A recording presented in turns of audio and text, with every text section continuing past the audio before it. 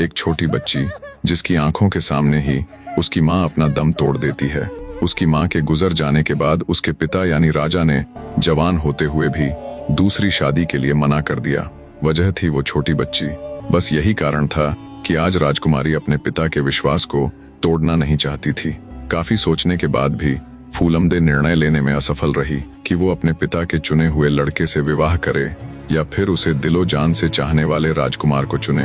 रात बीती, दिन बीता और शाम का वो समय भी आ गया जब उसके पिता द्वारा पसंद किया हुआ राजकुमार बारात लेकर आन पहुंचा। राजकुमारी ने दूल्हे को जनाना महल में बुलवा लिया। जब वो अपने होने वाले दूल्हे से मिली तो उसे वो जरा भी पसंद न आया।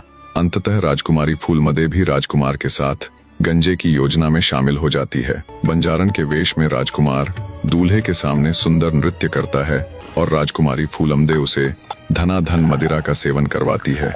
जब दूल्हा मदिरा के असर से नशे में चूर हो अचेत हो गया, तब राजकुमार उसे उठाकर छिद्र यानी मोरी के द्वारा घुड़साल में उतर गया। उसने दूल्हे के हाथ पैर बांधे और उसे जंगल में छोड़ आया।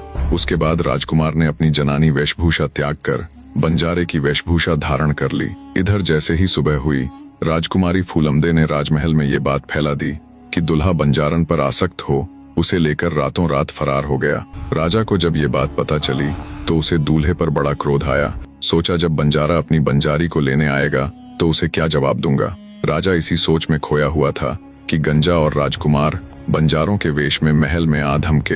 राजा को प्रणाम कर बंजारा बोला, हे अन्नदाता, कृपया आप मेरी भाभी को बुलवा दीजिए। मैं अपने भाई को ले आया हूँ। ये बड़ा बेसब्र है अपनी पत्नी से मिलने के लिए। बंजारे की बात सुन राजा ने अपना सिर झुका लिया। बार बार पूछने पर राजा ने उनके सामने सारी घटना कह सुनाई। राजा की बात सुनकर बंजारों के मुंह उतर गए और वे सांस मारकर वहीं बैठ गए। गंजे ने राजा से कहा कि हुजूर, बंजारी यानी मेरी भाभी तो गई सो गई, पर अब उसके बिना मेरा भाई जीवित नहीं रह सकेगा। खैर, जो हुआ सो हुआ। हमें तो इस बात का बड़ा अफसोस है कि आप एक राजा होकर भी अपना वचन नहीं निभा सके। मैंने बड़े विश्वास के साथ अपनी भाभी को आपके पास छोड़ा था। बंजारों की बात सुन राजा बड़ी दुविधा में पड़ गया। अंत में सोच विचार कर उसने अपनी सारी दासियों को श्रृंगार करके बुलवाया और बंजारे से कहा कि इनमें से जो भी तुम्हें पसंद आए उसी को चुन लो। मैं तुम्हारी बंजारन को तो वापस नहीं ला सकता, पर उसके बदले में दूसरी स्त्री जरूर दे सकता हूँ। सारी दासियां उसके सामने से निकल गईं, लेकिन बंजारे ने किसी को पसंद नहीं किया। दोनों बंजारे मुंह लटकाए निराश होकर वहां से जाने लगे तो राजा ने सोचा कि ये अच्छा नहीं होगा।